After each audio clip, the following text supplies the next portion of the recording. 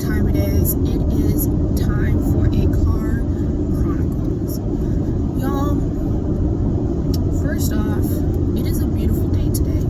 I know we are officially in fall, but hold on, let me raise that a little bit. The gut, y'all. Okay, that's better. Okay, I know it's fall, but it's 85 here in Florida, and it is beautiful.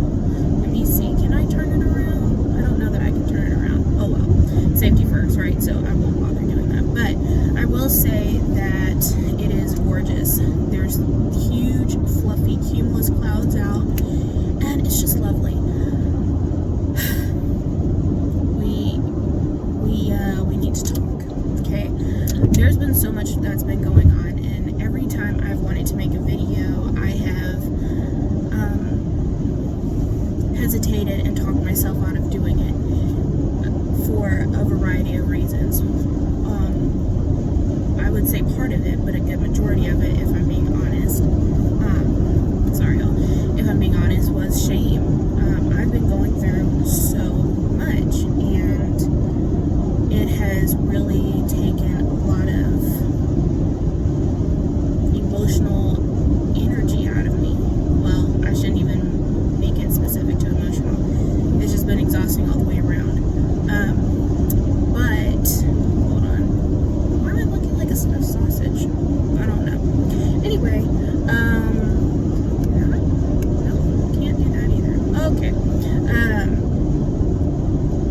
So yeah, it's been a lot that's been going on, and every time I feel like I'm going to be in a good stopping space in order to update y'all and get back on track with things, then something else happens. What that taught me is that there is no, just like with exercise, there is no good place to start. And I guess that's not even just with working out. That's for life in general. If you wait for the right time, there will never be the right time, because things are always happening. So, with that being said, I was going to take my approximately 20-minute commute to just talk to y'all. It's too much to go into right now, and I don't want to overlap, so I won't get into that right now, but I do want to take a moment to touch on this moment of reflection that I had right before I left for work. In that we all get so wrapped up in being on this perpetual, never-ending upward cycle of life, that when life does happen and it knocks us down, whether it's to teach us a lesson, or it's a lesson in just resilience, or it's a lesson for character building, or whatever, a lot of times people get wrapped up in the notion that they're being punished for something. And that may be the case, but a lot of times it's not the case. So there are times where I know I have been much harder on myself than I should have. And, you know, I started thinking about a lot of success stories of a lot of successful people. And a lot of times they were knocked down multiple times.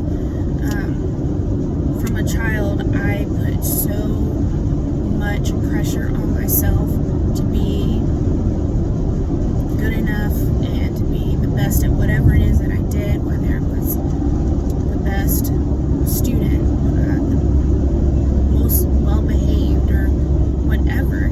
And so going from childhood to adolescence to young adulthood to adulthood, while the object of my goal changed, the goal still remained the same. So I didn't know how to define what success really looked like. And like a lot of people, it made me feel so worthless in so many different ways.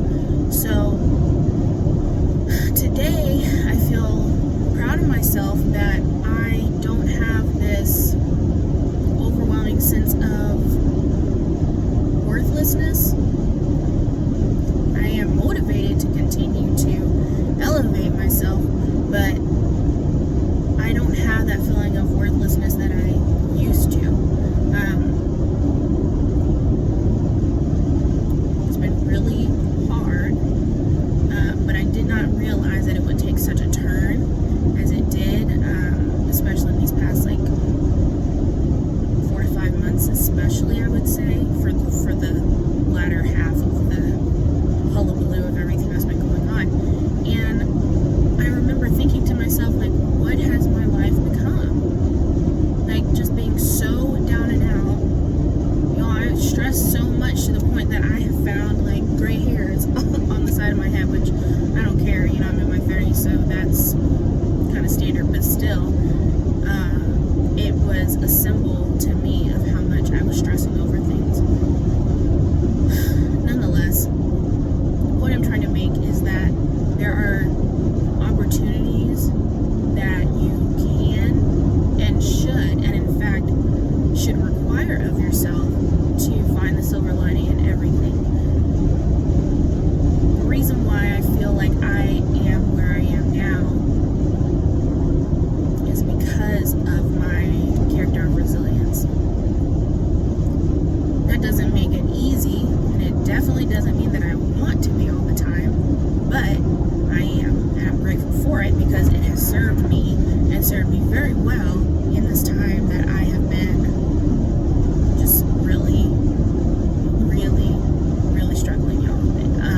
And so I'm grateful for that. So I want to encourage y'all to start looking at the glass half full when adversity comes and when things get rough, because there's something to learn in every situation. And in a lot of ways, there are things that people can't learn otherwise unless they go through something. And I am purposing now even more than ever to keep that in mind. That came out sooner than I thought. To keep that in mind now more than ever, because there are too many people that, even as down and out as you can be, there's still people that are way worse. And it's not even about comparing yourself to others or telling yourself, hey, pick yourself up by the bootstraps. Everybody's going through something. It's not about that. You don't want to minimize what you're going through, because just because you're going through it and maybe someone else has gone through it, it doesn't mean that the process of getting out of it is going to be any easier just because other people have done it. No. That doesn't mean that. But use the opportunity of knowing that somebody else has been through it as encouragement that you can get to the other side. That's what I mean. So that's kind of really it. I don't really want to take up too much time because I'm probably about 6 to 7 minutes out from work, but I just wanted to drop that with everything that's going on between inflation, between the crazy high turnover rates. Well, not turnover rates, but more so just the crazy increases for housing. People are just trying to make it right now, and there is really nothing else that we should have in our hearts when it comes to others except for humanity and kindness. That doesn't mean to be politically correct, and that doesn't mean to act like a robot, but there's a lot of grace and mercy that we can give to each other and help each other to get through this. So that's really it. Whether it means just taking a moment to listen to what somebody actually has to say, or maybe somebody keeps eating snacks you realize, but not like actual food, bring them a little bit of extra of what you made the night before, or whatever. I have done it, and I have been on the receiving end of it. And it means more to people than people realize. If you have a company function and somebody's not there because they're coming back from a doctor's appointment, but they expressed interest in, wanting some of the company sponsored lunch, make them a plate. Little things like that can really make the difference. Pay for the 35-cent toll for the person behind you. It makes a difference. It's the little things that accumulate into big things. And once people a lot of times are reminded that humanity is still a thing, then that can become such a trickle-down effect and spread like wildfire. It's not about being, holding hands and singing tune, It's not about doing that. It's just reminding people that, hey, I can't really touch what you're going through right now, but I can remind you that you're not alone in it. I see what you're going through, and it's going to get better.